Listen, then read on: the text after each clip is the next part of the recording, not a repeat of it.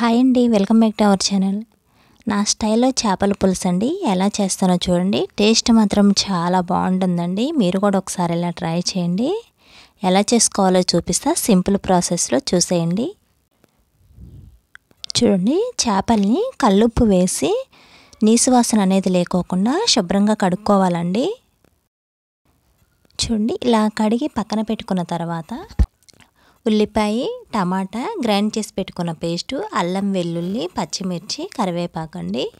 అలానే పులుపుకు సరిపడినంత చింతపండు నానబెట్టుకోవాలి. ఇప్పుడు గ్యాస్ ఆన్ చేసి ప్యాన్ పెట్టుకుని చేపల పులుసులోకి కొంచెం ఆయిల్ ఎక్కువగానే వేసుకోవాలండి. ఆయిల్ వేడైన తర్వాత ఒక స్పూన్ జీలకర్ర, కరివేపాకు, పచ్చిమిర్చి, అలానే గ్రైండ్ చేసి పెట్టుకున్న టమాటా, ఉల్లిపాయ పేస్టు, అల్లం వెల్లుల్లి పేస్టు, కొంచెం పసుపు వేసుకుని ఇలా కలుపుకుంటూ పచ్చివాసన పోయే వరకు ఉడికించుకోవాలండి.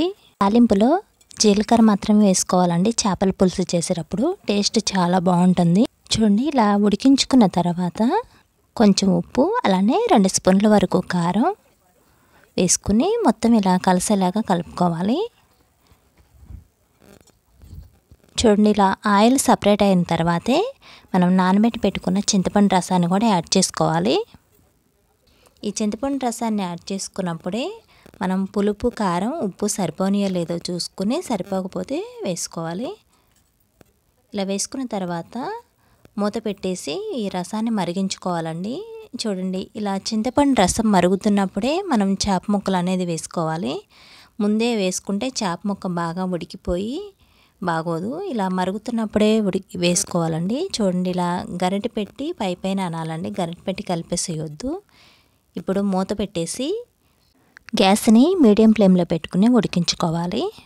చూడండి, ఇలా ఉడికిన తర్వాత మూత తీసి ఇప్పుడు కొంచెం ధనియాల పొడి కూడా వేసేసుకుని ఇలా మొత్తం ఒకసారి అనుకుని మూత పెట్టేసి 2 నిమిషాల పాటు ఉడికించుకోవాలండి. ఎక్కువసేపు ఉడికించుకోవాల్సిన అవసరం లేదు. చూడండి, 2 నిమిషాల తర్వాత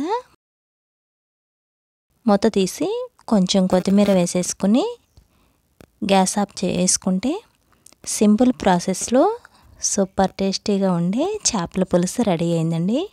చూడండి, చూస్తుంటేనే నోరూరుతుంది కదండి. అంతే కదండి, టేస్ట్ కూడా చాలా బాగుంటుంది.